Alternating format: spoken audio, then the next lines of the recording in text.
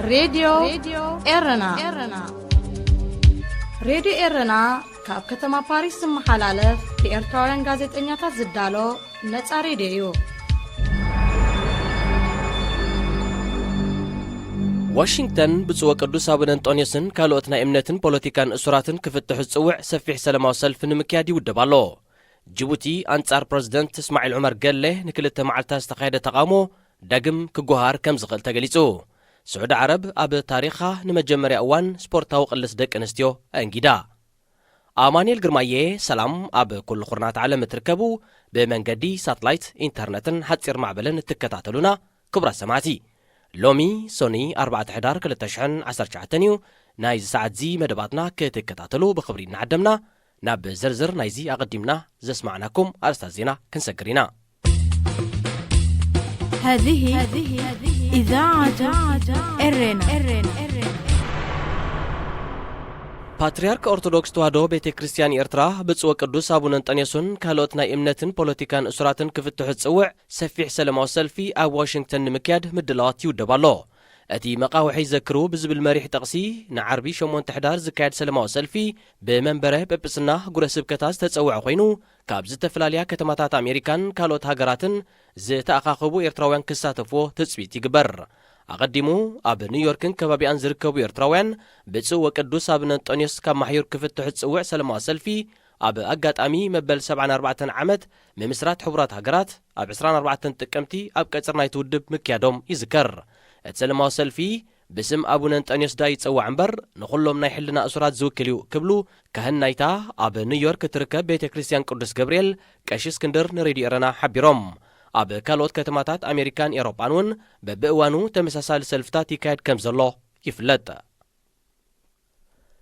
أب جيبوتي أنصارتي ببريزيدنت اسماعيل عمر قال لازم الرح منقستي استقايدة تقامون نعبن داقم كجوهار كمزخل تقامتو الدبات كباريس حبيروم أتي أرهباب استبهالي كبابي من إسياس تولع تقامو أبالات سأتات هاجر كاكو حمد نستبهالي من إسي بسالسان حدن تكمتي عفينهم دحر موسادهم كمستو جوهاري راديو فرانس انترناشنال أجنزيبا اتنعبن تقامون نخلت معلتات دحر مكيادو أبز أوانزي هادي يركب بوليس جيبوتي تقامون زكايز نبره من إسياس تعبللي سلفي نمبتان طيايتن زنبع غازن كمستو كوسو زحبرو نعين مسخاكر حيالو سبات بخبيدن فوكسن كمزو قصلو تقيسوم أبت خبابي نايتركب هوسبيتال حكيم زخونة دكتور أباتي أبو أودو نراديو فرانس أبزهابو حبريتا بخبي زقصلو 15 منسيات حكمناوي كنكن يقبر لهم كم زلو أرقاقيتو أب جيبوتي بهير سومال عيسى زعبلو له منقستي زمرح زلو زبل سمعيتات بهير عفر كم زلو بسفيحو يفلت اتياب سالستز تخايدة نعبي أورا مبقسيو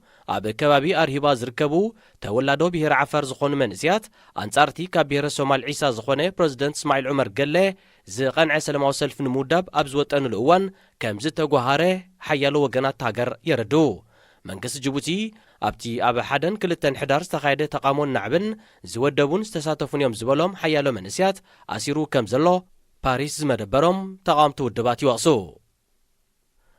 أب سعود عرب أب تاريخ تهاجر ناي مجمريا زخونة سبورتاو قلس دك انستيو ومنس رسلينج تخايدو أب تبسالسان حدن تكمتي أب رياز تخايد سبورتاو قلس أمريكاوين ناتاليان لاسي إيفانس نين تقاتيمن نساتن كاب تقدم حجيز زوتروز نبرا قلو عكدادنا بزيادة تشافينا نكوان تقربا تساقر رئسان كقول بباقنا أي تقددان أبتي أب ستاديوم نقوز فهد استأنقده سبورتاو قلس دك انستيو أشحات تعزبتي ترغيبهم سعود عرب كاب زحلف عامتات عيزا ببقوانو بتتأتات وزلا بوليتيكان قطباون تسجناتات دك انستيو مكينا خزورا أب مزناقع مأكلاتن ستاديوماتن مس دك تبعتيو حبيرن كعزبا بزي مسنيتا دك تبعتيو باسبورت خوصان كجشان أبالا سراويتن حيلتات سأتان كخونان كم زخلا زركبو لوتتات أب مسل دك انستيو فقيدالا انتقوني تاقر ندك انستيو أب كل مدايات نابرا معر مسل دك تبعتيو كابزي فقد هاقرات كوينا مسك قداموتيات سرع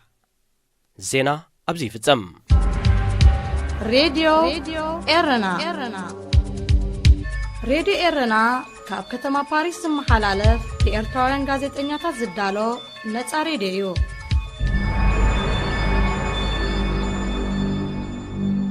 كمي تكونو كوران لك هاجري أبوشتن وزعين تنورو أقدمه موق سلامتا يقرب لكم نايلومي أرستي أننا وحوان زفنوز دلوخو ፖለቲካዊ ሰልፍታት ዝምልከት ኣይኮነን ሎሚ ኣብ ሓደ ፍጻሜ ኣብዚ ሆላንድ ዝተገበረ ተመርኩሴ ሓደ ኣስተምሮ ክኾነና ዝኽእል ኩነታት ንምግላጽ እዩ እቲ ፍጻሜ ብሰንበት ዕለት ዝሓለፈ ሰንበት ማለት እዩ ዕለት 27 ጥቅምቲ ኣብ ሆላንድ ኣብ ሓንቲ ንእሽተይ ከተማ ተግደፍ ሓደ ሴሚናር ኣዳልዩ ነይሩ እቲ ሴሚናር ንውሕዳት ጥራይ ክሳተፍዎ ከምኡውን ኣብ ንእሽተይ ከተማ ክኸውን ተኣርስቲ ድማ ብዙሕ ዘየማተ ንክኸውን መሪፆም ዝገበርዎ ሴሚናር እዩ እዚ ንሕና ድማ ነቲ ከምኡ የዳልዎ ከም ዘለዎ ሓደ ሴሚናር ህግደፍ ምስ ፈለጥና ንሕና ህግደፍ ኣብዚ ድላዩ ክዕንድር ክነፍቅድ ስለ ዘይኮና ኣብ ሆላንድ ንርከብ ደለይቲ ለውጢ ደለይቲ ፍትሒ ነዚ ክንቃወም ሓደ መደብ ኣዳሊና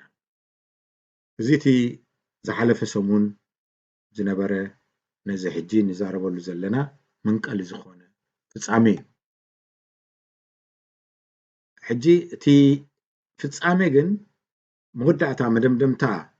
ከም ኣስተምህሮ ክኾነና ዝኽእል እቲ ስርዓት ነፍሰ ምትእምማን ኣጥፊኡ ካብ ህዝቡ ይሕባእን ይሃድምን ከም ዘሎ ካብ ዜጋታቱ ይሕባእን ይኽወልን ከም ዘሎ መረዲእ ክኸውን ኢለ ዘቕርቦ ዘሎ ዝኾነ ስርዓት ኣብ ከምዚ ደረጃ ኣብ ዝበፅሓሉ ግዜ ድማ ውድቀቱ ቀዲሙ ይእውጅ ኣሎ ማለት እዩ ውድቀት ኩሉ ሻዕ ብኩናት ኣይኮነን ዝውዳእ ወይ ዝመፅእ ውድቀት ስርዓት ናይ ህዝቢ እምነት ብምስኣን እዩ ናይ ህዝቢ እምነት ዝሰኣነ ስርዓት ድማ ከም ዝነቐፀ ገረብ ቆፅለታቱ እንዳረገፈ ከይዱ መጨረሻ በዓሉ እዩ ዝወድቕ ባዕረይ እዛ ናይ ዝሓለፈት ሰንበት ማለት ናይ ዕለት 27 ዝተጓነፈ ኩነታት እንታይ እዩ ኣብዚ ዘይምትእምማን ዘብፅሐ ዝብል ክገልጽ እየ ቅድሚ ሎሚ ኣብ ታሪክ ኤርትራ ሓንቲ ፍጻሜ ወይ ሓንቲ ኣብነት ኣላ ነዚ ዘይምትእምማን ስርዓት ኣብ ልዕሊ ዝገብሮ ዘሎ ኣብ ልዕሊ ህዝቡ ኣብ መወዳእታ ጠርዙ ክበፅሕ ከሎ ተርኢ ሓንቲ ኣብነት ኣላትና ኣብ ታሪክና እሳ ድማ እቲ ናይ ናዶ መጥቃዕቲ ኣብ ዓበት ኣብ ዝተኻየደሉ ግዜ ዝተረኣየ እዩ ከምቲ ትዝክሮ መብዛሕትኩም ናይ ፀላኢ ብረትን ሰራዊትን ብሙሉኡ ኣብ ፀበባ ዓድሽሩም ተባሃለ ቦታ ኣብ ከበባ ኣትዩ መውፅእ ምስኣነ ንቅድሚት ንድሕሪት ምስኣነ እቲ ኣብ ኣስመራ ይኹን ኣብ ኣዲስ አበባ ኮይኑ ትእዛዝ ናይ ወታደራዊ ትእዛዝ ዘመሓላልፍ ዝነበረ ናይ ደርግ ሓላፊ ነቲ ፓይሎት ብላዕሊ ዝዝንብ ዝነበረ ነቶም ታንክታትን ነቲ ኣብኡ ዘሎ ንብረትን ምስኡ ዘሎ ሰራዊቶምን ደብድብ ዝብል ትእዛዝ ነቲ ፓይሎት ናይ ኢትዮጵያ ሓሊፉሉ እቲ ፓይሎት ደንፂዎ ናህና ኮዮም ናይ ወገን እዩ ናይ ፀላኢ ኣይኮነን ኢሉ ይምልሽ እቲ ትእዛዝ ግን ፈሊጥና ኣለና ሕረም ኢና ንብለካ ዘለና ደብድብ ኢና ንዝብለካ ኣቃፅል ኢና ንብለካ ዘለና ዝብል ትእዛዝ ሂቡ እዚ ትእዛዝ ምስ መፅኦ እቲ ፓይለት በአምሓርኛ ኣይርኢኻ መንግስቲ ክወድቕ ኢሉ እቲ ዝተዋሃቦ ትእዛዝ ሂቡ ነቲ ኣብኡ ዝነበረ ሰራዊት ክድብድብ ይጅምር ኣይርኢኻ መንግስቲ ክወድቕ ከሎ እቲ መወዳእታ ዝበፅሐ ሰራዊት ደርግ እቲ ንብረት ይኹን እቲ ካልእ ኩሉ ኣብ ፀላኢ ኣብ ክንዲ ዝወድቕ ይቃፀል ንምባል እኳ እንተኾነ ንሰራዊቱን ንናቱን ኣብ ምህራም ዘብፅሖ ኩነታት መፈለምታ ናይ ምውዳቕ ስርዓት ምዃኑ እቲ ፓይለት ፅቡቅ ገይሩ ኣቐሚጥዎ እዩ ነዚ ዝርርብ ብኤፍኤም ራድዮ ይስማዕ ስለ ዝኾነ መንጎ ፓይለትን ካልኦትን ዝወሃብ ዘረባ ዝተሰምዐዩ ዝተመዝገበዩ ኣብዚ እዛረበሉ ከዘንተልኩም ዝደለኹ ናይ ዝሓለፈ ሰንበት ኣኼባውን ዘርእየካ እቲ ርእሰ ምትእምማን ሲኢኑ ዘሎ ስርዓት ኢሳያስ ክንደናይ ካብ ህዝቡ ይሃድም ከም ዘሎ እዩ ካብ ዜጋታቱ ይሃድም ከም ዘሎ ኣብ ውሽጢ ገዲፍካስ ኣብዚ ደገ ዘሎ ንዛረብ ኣለና እዚ ምህዳም ካብ ህዝብኻ ኣብዚ ናይ ሆላንድ ሴሚናር ዝተራየሉ ምክንያት ኣብዚ ሴሚናር እዚ ኣብዚ ዝተዳለወ ሴሚናር እቶም ኤርትራውያን ዜጋታት ዝኾንና ኩልና ዝበዝሑ ድማ ዳርጋ 95 ካብ 100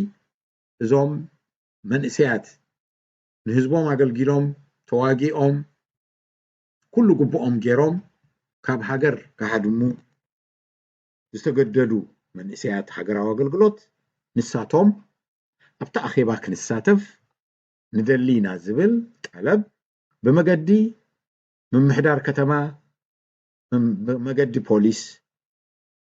ጠለብ ኣቕሪብና ንመን ነቲ ዝውድብ ዘሎ ናይ ህግደፍ ኣካል እዚ ጠለብ ብቐጥታ ንህግደፍ ክነቕርብ ኣይኮናን ደሊና መልሶም ዳርጋ ንፈልጦ ስለ ዝኾንና ብመገዲ እቲ ነዚ ናቶም ኣኼባ ብሕጊ ክካየድ ዘፍቀደ ምምሕዳር ከተማን ፖሊስን እቲ ኣኼባ ንኤርትራውያን እዩ ተፀዊዑ ዘሎ ስለዚ ንሕና ኤርትራውያን ክንሳተፎ ንደሊ ኣለና ዝብል ጠለብ ኢና ኣቕሪብና ምናልባት ጎነፅ ክጥቀሙ እዮም ኢሎም ከይፈርሑ ንስኻትኩም ባዕልኹም ኣሰኒኹምና ኣብቲ ኣኼባ እትውና ተደሊኹም ካብቶም ዝኣምንዎም ብግደፍ ዝኣምንዎም ፈሊኹም ኣብቲ ኣኼባ ካልእ ቦታ ሃቡና ንሕና ግን ሕጋዊ ሕቶታት ነዚ መፅኡ ዘሎ ሴሚናር ዘቕርብ ሰብ ክነቕርብ ኢና ዝብል ጠለብ ኢና ኣቕሪብና ነቲ ናይ ከተማ ምምሕዳር إرنا هنا إذاعة إرنا الدولية እዚ ጠለብ እዚ በቶም ምምሕዳር ከተማ ነቲ ሴሚናር ዘዳለወ ኣካል ናይ ህግደፍ ሓቲቶም ከምቲ ዝተፀበናዮ ድማ ንሕና ብጀካ ንሕና ንደልዮ ሰብ ካልኦት ኣይኣትውን እዮም ንኣባላትና ንፈልጦም ጥራይና ንገብር ዝብል ቁልቁል ኣፉ መልሲ ሂቦም ማለት እዩ በዚ እቲ ምምሕዳር ከተማ ብፍላይ እቲ ከንቲባ ከይተገረመ ኣይተረፈን ምክንያቱ እቲ ከንቲባ ነቶም ዝወደቡ ኤርትራውያን ነዚ ጉዳይ ዝወደቡ ብሽም ሓደ ማሕበር ፀኒሐ ዝገልጹ ዝፍለጡ ማሕበር ኣብ ሆላንድ ዝተመዝገበት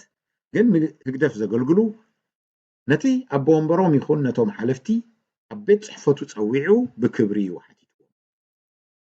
ንሕና ድማ ቶም ዘቕረብና ድማ ነቲ ክነኣቱ ይፈቀደልና ዝበልና ድማ ከምኡ ፀዊዑ ብክብሪ ሓደ ግዜ ጥራይ ዘይኮነስ 2-3 ግዜ መልሶም ይነግረና ናትና መልሲ ድማ ሰሃብናዮም ይነግር ነይሩ ንሱ ይኹኑ ተሓጋገዝቱ ማለት ከንቲባ ይኹን ተሓጋገዝቱ ነቲ ዝተውሃቦም መልሲ ካብ ሓለፍቲ ህግደፍ ከይደንፅኦም ኣይተረፈን ንዓና እኳ ከሪኡና እንተዘይደልዩ ምክንያቱ ኣኼባ ጌርካ ዝበዝሕ ሰብ ክመፀካ ኢኻ ፃዕሪ ትገብር ብዝተፈላለየ መገዲን ህዝቢ ተፍልጥ ኩሉ ሰብ መታን ክመፀካ እምበር ሰብ ኣይምፃና ኢልካ ኣይተዓፁን ኢኻ ነዚ ክነግሩና ከለዉ ደንፂዎም ከም ዘሎ ተረዲኡና እምበኣር እቲ ኣኼባ ብቀደሙውን ወይ እቲ ሴሚናር ብቀደሙውን ልክዕ ናይ ስርዓት ኢሳያስ ናይ ሕቡእን ናይ ምስጢራውነትን ሽጣራ ዝበሃል ሕጊ ዘሽክዕ ኣገባብ ምዃኑ መለለይኡ ኣብሎ ቀዳማይ ነገር ነቲ ሴሚናር ሓደ ኣምባሳደር ካብ ቤልጅየም ዘሎ ናይ ኤርትራ ኣምባሳደር ክመጽ እዩ ይብል እዚ ሕጂ ቁሩብ የኽብዶ ማለት እዩ ነቲ ኣኼባ ኣብ ቅድሚ ካልኦት ዘይፈልጥዎም ከምዚ ዲፕሎማሲያዊ ኣገዳስነት ከም ዘለዎ ገይሩ የፍልጥ ካልኣይ እቲ ሴሚናር ህዝባዊ ንህዝቢ ክፉት ዝብል ድማ ፖስተር ይወፅእ እቲ ፖስተር ግን ኣብ ውሽጢ እቲ ማሕበረሰብ ዝጥቀመሉ ሓደ ናይ ኢንተርኔት ግሩፕ ናይ ዋትስኣፕ ግሩፕ ኣብ ኣጥራያ ተዘርጊሓ ነቶም 30 40 50 60 ዝኾኑ ኣብ ማሕበረሰብ ኣስማቶም ኣብኣ ሂቦም ዘለው ንዖም ጥራያ ተዘርጊሓ ንህዝቢ ንኩሉ ኤርትራዊ ኣብ ሆላንድ ዘሎ ኣይኮነትን ተዘርጊሑ እዚ ሕጂ ሓደ ሽጣራ ንኩሉ ኣይትንገር ዝብል እዩ ኣርእስቲ ናይቲ ሴሚናር ወፍሪ ዝብል እዩ ወፍሪ ዝብል ኣርእስቲ ሕጂ ቅዱስ ኣርእስቲ ኢሎም እዮም ኣሚኖም ካልእ ፖለቲካዊ ነገር ኣይነልዕልን ኢና ንሕና ወፍሪ ኣብ ኤርትራ ክገብር ዝደሊ ክነተባብዕን ክነብል ኢና ዝብል የስምዕ እታ ኣኼባ ትግበረላ ገዛ ድማ ኣብ ውሽጣ ሓንቲ ቤት ትምህርቲ ትመስል ከላ ኣዳራሹን ዘይኮነ ከምዚ ካብ 50 60 ሰብ ተጨናኒቕካ ካብውን ላዕሊ ዘይትሕዝ ሓንቲ ክፍሊ ዘላታ ንእሽተይ ናይ ከባቢ ከተማ ኣብ ውሽጢ ከተማ ናይ ከባቢ ናይ ጎረባብቲ መእከቢ ቦታ እያ እምበኣር እዚ ኩሉ ሕብእ ኢልካ ንእሽተይ ኣኼባ ጌርካ ንምኻድ ዝተሓሰበ ንደገ ይወፅእ እሞ ንሕና ነዚ ኣኼባ ምስ ፈለጥና ኣብኡ ክንሳተፍ ጠለብና ምስ ምቕራብና ነቶም ወደብቲ እታ ኣኼባ ክወሓጠሎም ኣይከኣለን ካብኡ ካሃድሙ እዮም ፈቲኖም ምክንያቱ ኣብቶም ኣባላቶም ኣብቶም ጅሆ ተታሒዞም ዘሎ ኣባላቶም ብንብረቶም ኣብ ኤርትራ ዘሎ ወይ ከዓ በዝማዶም ገይሮም ዝሓዝዎም ንዓኦም ጥራይ ከዛርቡ ስለ ዝደለዩ እቲ ጉዳይ እምበኣር ኣብ ምፍጣጥ ናይ ክልቴና ወገናት ንሕና ክንኣቱ ንደሊና ንብልን ሳቶም ኣይነእቱ ኢና ዝብልን ኣብ ምምሕዳር ከተማ ሕጋዊ መልክዕ ይሕዝ እምበኣር ንሕና ከመይ ጌርና ዘይነኣቱ ህዝባዊ ዝብል እዩ ንህልኩም እቲ ፖስተር ኢልና ነቲ ምምሕዳር ከተማ ምትሃብና ነዚ ነቶም ሓለፍቲ ፀዊዖም ሓለፍቲ ህግደፍ ፀዊዖም ህዝባዊ እንዲኹም ኢልኩም ንኤርትራውያን እንዲኹም ድማ ንውክል ትብሉ ስለምንታይ ዘይተፍቅሉ ምስ በልዎም ባዕረይ ሕጂ ነዚ ፖስተር ንስርዞ ኣለና ድሕሪ ሕጂ ህዝባዊ ኣይኮነን ንዝደለናዮ ኢና ነእቱ ዝብል ሓደ ናይ ብድዐ መልሲ ይህቡ እቲ ሕጋዊነቱ ንዓና ክገልፀልና ኣብ ዝፈተነሉ እቲ ከንቲባ ኣብ ቤት ፅሕፈቱ ፀዊዑ ከምዚ ይብሉ ኣለዉ ምስ በለ እዚ ኣብ ዕርበቱ ስለ ዝኾነ ሕጂ ካልእ ነገር ክንገብር ኣይንኽእል ኢና ንዓኻትኩም እውን ክነሸግረኩም ኣይንደሊና ግን እዚ ማሕበር እዚ ንኤርትራውያን ኣብ 3 ዞባታት ዝርከቡ ኤርትራውያን ናይዚ ዓዲ ዞባታት ኣውራጃታት ናይዚ ዓዲ ኣብ 3 ዝርከቡ ዝውክል ሽም እዩ ዘለዎ ተመዝጊቡ ዘሎ ስለዚ ንኤርትራውያን ካብ ኮነ ንሕና ኤርትራውያን ክንኣቱ ኢና እምበር ኣባላት ዝብል በይኖም መፍለይ የብሎምን እንተልይዎም ድማ ሓደ ኣፈላላይ ወይ ዲስክሪሚኔሽን ዘለዎ እዩ ስለዚ ቁኑዕ ኣይኮነን ኢልናዮም ንግዚኡ ዋላ ሓንቲ ክግበር ኣይክእልን እዩ እዚ ድሓር ትከታተልዎ ጉዳይ ይኹን ኢሎምና ነቲ ምምሕዳር ክነሸግሮ ኣይደለናን ጥራይ ዘይኮነስ እግደፍ ከምኡ ከም ዝገብር ስለንፈልጥ እቲ ኣዳሊናዮ ዝነበርና ስትራቴጂ ኣብ ምትግባር ጥራይ ኣቲና ምክንያቱ ንሕና ክንኣቱ ከም ዘይንኽእል ንፈልጥ ኢና ሰላማዊ ሰልፊ ጌርና ድማ ኣብቲ ቦታ ከይድና ሆሆ ኢልና ከም ኣኽላባት ክንምለሱን ኣይንደልን ኢና ክብሪ ምሃብ እዩ ነቲ ናይ ህግደፍ ኣኼባ ንሕና እምበኣር ሕቶና ንምምሕዳር ከተማ ስምዕታ ክነቕርብ ኢና እዚ ዘይፍቀድ እንተኮይኑ ኢልናዮ ስምዕታ ወይ ከዓ ፔቲሽን ክነቕርብ ኢና ኢልናዮ ኣብዚ ጉዳይ እዚ እምበኣር ፅቡቕ እንታይ እዩ እቲ ክስታይኩም ክተቕርቡ ትኽእሉ ኢኹም ሰላማዊ ሰልፊ ጌርኩም ነቲ ኣኼባ ምናልባት ጎነፅ ገለ ጎንፂ ከይፍጠር ፅቡቕ ሓሳብ እዩ ኢሉ ንዓና ነዚ ጉዳይ እዚ ተቐቢሉና ንሕና استراتيجينا نتي كنتيبا كنردئ وينتي من محدار كنردئ يونيرو اتكاندي مخنياتنا سلازي ابتي انتاي يخم نتسمعتا ختقرمو صبوق يو انا دما كم كنتيبا متن باتي غزيتي نزي غدايزي كقبلوكم بخيلي إلونا نزي سمعتها قبلكم كمتصيلو كنتيبان ممحدار كتمان قونص او غريچت كيل على منغو كلتو وغنات كم عاب وسيدوم مولو رومي نالوات كباسيوم زبل ነገር ስለዘለዎም ስለዚህ ነዚ ምባልና አመስግኖም ንሕና ምፍጣጥ መስኦም ንደልዮም ምክንያት የብላን አይንደልዮም ኢና ኣብቲ ቦታኦም አይንከደኑም ኢና ኢልናዮም ማለት እዩ ናይ ወገን ህግደፍ ንቅፅና ድሮ ተዓዚቦም ስለዘለው ናትና ብልጫ ሂቦም ብሱል አትሓዛ ኢሎም ተቀቢሎም አመስግኖም ነዚ ንምስጋን ይመስል በተወሳኺ እምበኣር ከምኡ ካብልኩም ሰንበት መዓልቲ ሞ ኩሉ ተዓፂዩ ስለዘሎ ኣነ መገሻክ ኣብ ጀርመን ኣለኒ እሱ ሰሪዘ ኣነ ክቅበለኩም ይብል እቲ ከንቲባ ከምኡውን በተወሳኺ ጉዳይኩም ክሰምዑ ሜድያ ክንዕድም ኢና ንሕና ንስኻትኩምን ዓድሙ ንሕና ድማ ክንዕድመልኩም ኢና ነቲ ጉዳይ ናብቶም ክሰምዕዎም ትደልዩ ብፅሑልኩም ዝደልዩ ከምኡውን ጠሊብና ዝነበርና ንሕና ካብ ማእከል ከተማ ክሳብ እቲ ምምሕዳር ብሰላም ሰላማዊ ሰልፊ ጌርና ኣብቲ ቦታ ክንመፅእ ዘቕረብናዮም ጠለቡን ፈቂዶምና ስለዚ እዚ ብልጫታትና ሒዝና ንሰንበት ነዚ ጉዳይ እዚ ጌርና በኣር ስምዕታና ሒዝና ኣብቲ መዓልቲ ነዞም ዝስዕቡ ነጥብታት ምምሕዳር ከተማ ይኹን መንግስቲ ዝበሃል ኣብዛ ዓዲ ምምሕዳር ከተማ ይኹን ምምሕዳር ኣውራጃ ነቲ መንግስቲ ኣስሚዕና ማለት እዩ ነቲ ሜድያ ድማ እቲ ሕቶ ናይቶም ኣብዛ ዓዲ ዕቁባ ሓቲትና ዘለና ኤርትራውያን ጉዳይ በንጻር ናይዚኦም እንታይ ከም ዝመስል ድማ ብንጹር በወረቐት ጌርና ኣረዲና ትቀንዲ ኣርእስትና ነዚኦም ዝበልናዮም ብዛዕባ እቲ ኣስመራ ዘሎ ስርዓት ምትንታን ኣይኮነን እሱ ናትና ጉዳይ እዩ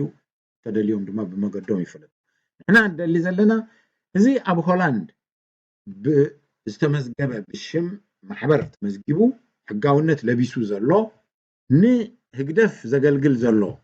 ማሕበር ዘይሕጋውነቱ ንምቅላዕ እዩ እቲ ማሕበር ODF ይዝበሃል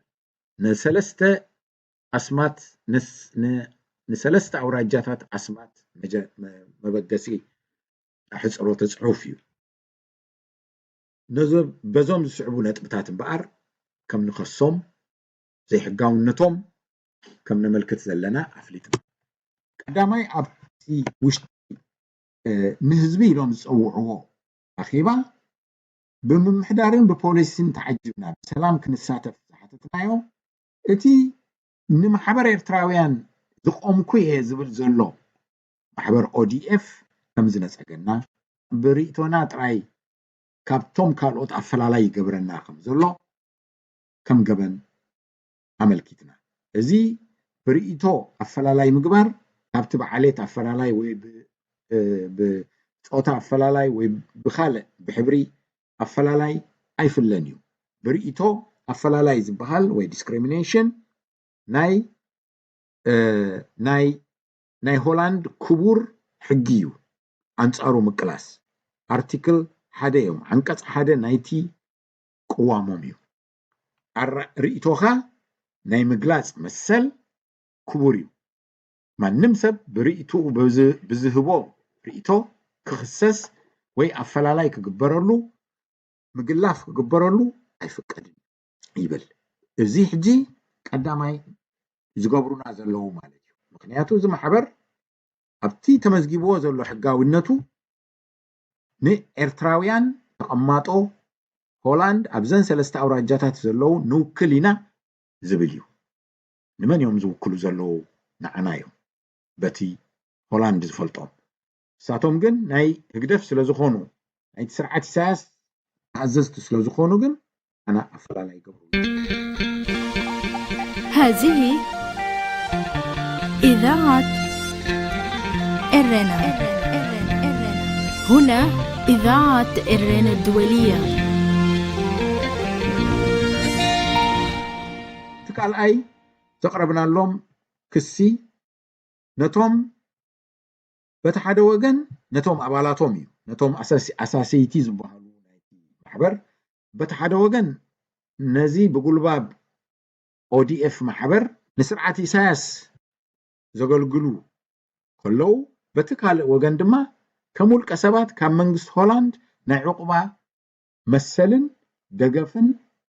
ይረኽቡ ኣለዉ እዚ ዘይሕጋዊ እዩ ካብቲ ስርዓት ሃዲመ መፅኤ እንዳበልካ መሊስካ ናይቲ ስርዓት መደባት ኣብዚ ምትግባር ማለት እዩ ናይቲ ስርዓት መደብ ድማ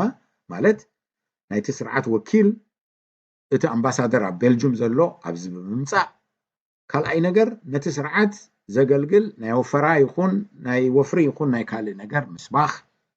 እዚ ተሓባበርነቶም ምስቲ ስርዓት ዝነግር እዩ እምበኣር ዕቁባ ንሓትት ኣለና ካብቲ ስርዓት ሃዲምና ዝብልዎ ጌጋ እዩ ነይሩ እዚ ድማ መሰላቶም ክግፈፍ ኣለዎ ብገርህ ዝኣተው ክእረሙ እዮም ብፍላጥ ዝገብሩ ዘለው ግን ነዚ መርገፂኦም መልሲ ክረኽቡ እዮም ካልእ ዘቕረብናዮ ክሲ ናይቲ ማሕበር ዝኣከቦ ገንዘብ ኣብ ዓመታት ዝኣከቦ ካብ መንግስቲ ሓገዝ ሓቲቱ ረኺቡ ክኸውን ይኽእል እዩ ብንዋትን ብገንዘብን ካብ ኣባላት እዮም ዝበሃሉ ሓገዝ ብዝተፈላለየ ምክንያት ረኺበ ኣለኹ ኢሉ መዝጊቡ ኣሎ እዚ ገንዘብ እዚ ኣብ ምንታይ መዓላ ውዒሉ ብከመይ ተመዝጊቡ እንታይ ይገብር ኣሎ ክምርመር ብሕጊ ክምርመር ኣለዎ ምክንያቱ ምጥፍፋእ ናይ ኣባላት ማሕበር ምጥፍፋእ ናይቲ ገንዘብ ክኸውን ስለዝኽእል ዝብል እዩ ከምኡውን እዚ ማሕበር ንኤርትራውያን ኣብዚ ዘለው ሕግዝ ኣለኹ እንታበለ ነቲ ዝረኽቦ ዘለዎ ሓገዝ ናስመራ ይሰድድ ኣሎ ወይ ነቲ ስርዓት ይሰድድ ኣሎ ዝብል መወዳእታ ድማ ንሕና ንጥርጥሮ እዚኦም ኣብቲ ውሽጢ ማሕበር ዘለዎ ሓለፍቲ ብዛዕባ እቶም ተቃወምቲ ዘለና ነቲ ስርዓት ተቃወምቲ ዘለና ሓበሬታ ይሕልፉ ኣለዉ ሓደገኛ ሓበሬታ እሞ ንሓለዋትና ሓደገኛ ይኾኑና ኣለዉ ንፈርሕ ኣለና ዝብል እዚ እዩ ነይሩ